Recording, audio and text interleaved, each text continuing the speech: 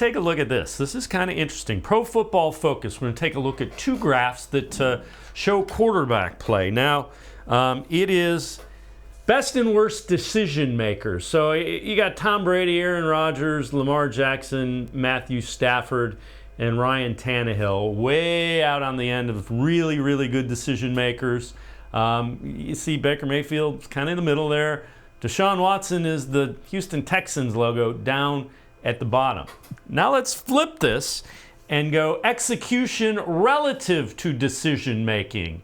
And at the extreme good end of this one now is Drew Brees, followed by Patrick Mahomes, and then Deshaun Watson ahead of Aaron Rodgers, Justin Herbert, Matthew Stafford. And in this execution relative to decision making, Baker Mayfield, Mitchell Trubisky, and Gardner Minshew are the bottom three. So what that tells you is decision making is relative to how you can execute it, and Deshaun Watson gets out of trouble pretty darn well.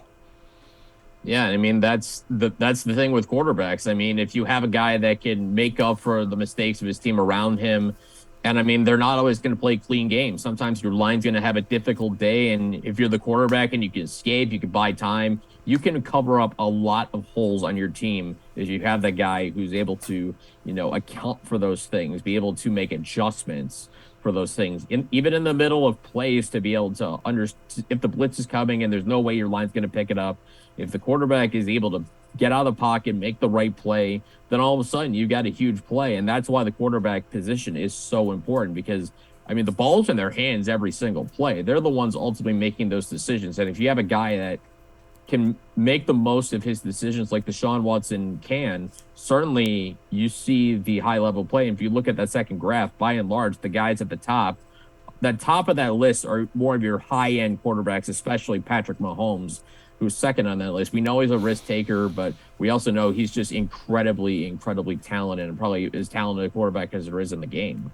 Yeah, and that second graph, those are quarterbacks that deflate defenses. Think about it, Browns fans, think about this. How many times has the defense done everything right, but the quarterback finds a way to make a play?